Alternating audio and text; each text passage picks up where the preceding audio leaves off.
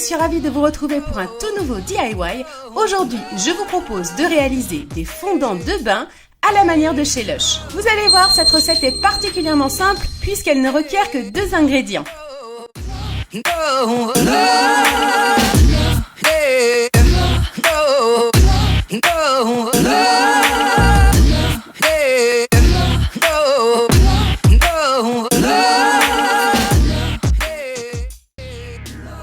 J'utilise ici Naturalis pour me simplifier la tâche.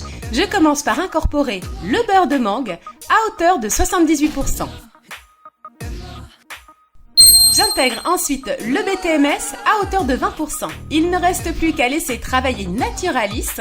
Et pendant ce temps, je vais m'occuper de préparer mon moule et aussi la phase avec des pigments pour colorer tout simplement la préparation. Mais c'est complètement facultatif. Pour donner à mon fondant une forme originale, j'ai décidé d'utiliser ce moule en silicone. Comme j'ai envie de réaliser un fondant assez girly avec un effet un petit peu fumé, je vais donc utiliser 2 micas, un mica rose et un mica violet que je vais intégrer respectivement à hauteur de 1% dans différents petits récipients où je viendrai ensuite les mélanger à ma préparation.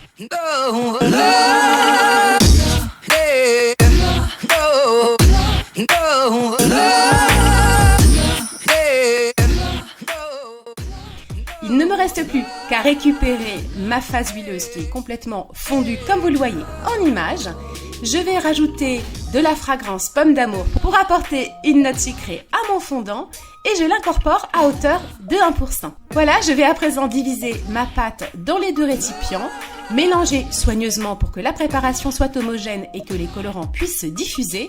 Et ensuite, je vais tout simplement alternativement couler les différentes couches de préparation dans mon moule en silicone.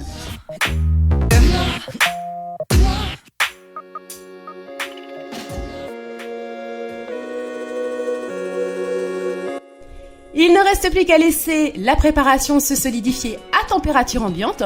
Si vous êtes assez pressé, vous pouvez tout à fait aussi déposer votre moule au congélateur pendant une petite heure. Et voilà, le fondant est prêt. Vous pouvez simplement l'utiliser en le glissant dans l'eau de votre bain. Il va au contact de l'eau chaude libérer en fait tout simplement un lait hydratant et adoucir l'eau de votre bain. Ce type de boule peut être utilisé pour 2 à 3 bains très facilement. N'hésitez pas à partager toutes vos créations en utilisant le hashtag KaliDIY.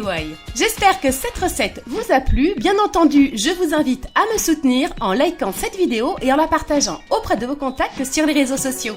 À bientôt les Kalinettes.